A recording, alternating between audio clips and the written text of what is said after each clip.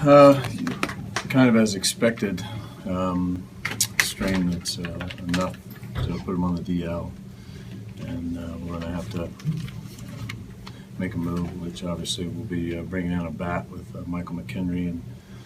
But Carp's going to have to be careful with this. This is a kind of injury that one that you can't push through, and he's a tough player, and he's been given the sermon already. If you try and push this one, it could last a lot longer. So he's in good hands. We got plenty of expertise with this particular injury, and our medical team had it before. So they got some pretty good templates on what it should look like to get him back.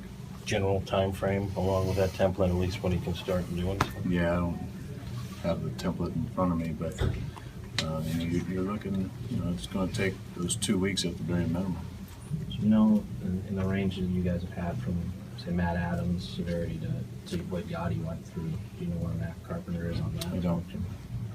So they don't sort of classify these things, sometimes with sprains you'll see grades, or you weren't given any kind of indication how severe the strain was?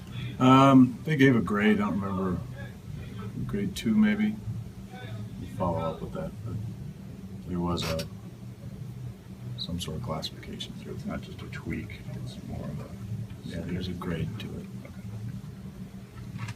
You got Garcia leading off today. Do you spend the next few games with a variety of guys until hopefully someone claims it, or how do you kind of watch how guys are doing and who might be the best fit that particular night with matchups and how they're swinging about.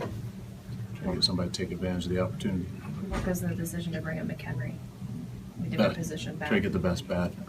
And that was it more than anything else. Is talking with the AAA staff and also our development people at who would be the bat that would be as close to ready to help us as possible, and had a couple different options. And McHenry's a guy who's been here, and then you always having that potential for an emergency third catcher is helpful. But I think you're going to see him more in a role of a guy coming off looking to do some damage off the bench. What positions can he play beyond catch?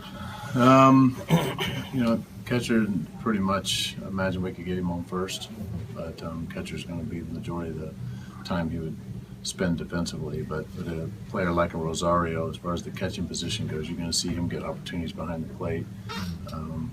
But we do have that option with Michael, and also know that he's a kind of bat that's got some pop in it, and hopefully be able to help us out. Did you get a chance to talk to Carpenter? Yep. What's he's got a sense. He's in the midst of one of the best seasons ever by a leadoff hitter, and has this kind of erupted. Yeah, it's not how you design it. But as we said, he and I talked about things like this happen. You got to make the most out of it, take advantage of the rest of his body he'll get, and then plan on riding it hard the rest of the way after this, and put on a kind of finish that he's had here at the start, and be ready to go when he gets back. The conversation with Diaz, a bright moment in this storm. Yeah, and I'm always trying to look for the positives too. I mentioned that to Carp even before Diaz knew, and just to encourage him as well that it's not necessarily the goal.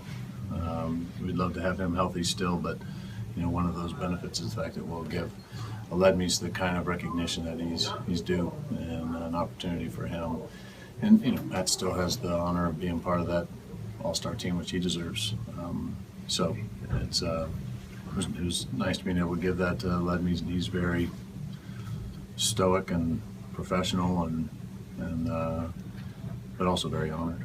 It's kind of an amazing story, not only how Diaz got here, but then all of a sudden he was not even really on the radar as a starter, even on the team, and then to get the opportunity and run with it the way he has is pretty remarkable. It is remarkable, and I think that's the kind of story that needs to be talked about and remind everybody in there, because that's what we're asking some of our players right now. You have a Moss go down, opportunity. You have a Carpenter go down, opportunity. What are you going to do with it? And don't let anybody limit you.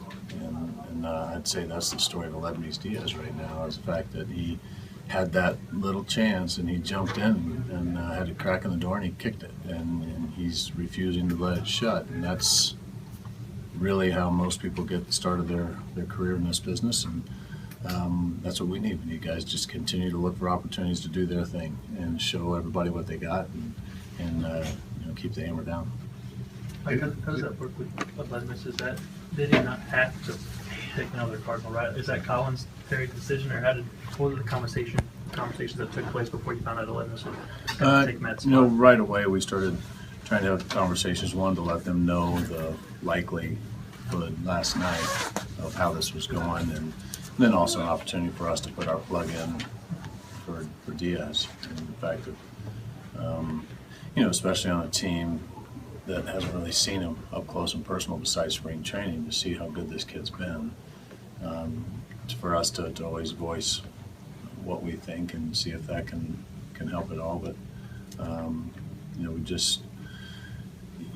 I think there is some sort of obligation just being in that seat before, even though you'd already selected somebody, the organization should have a representation.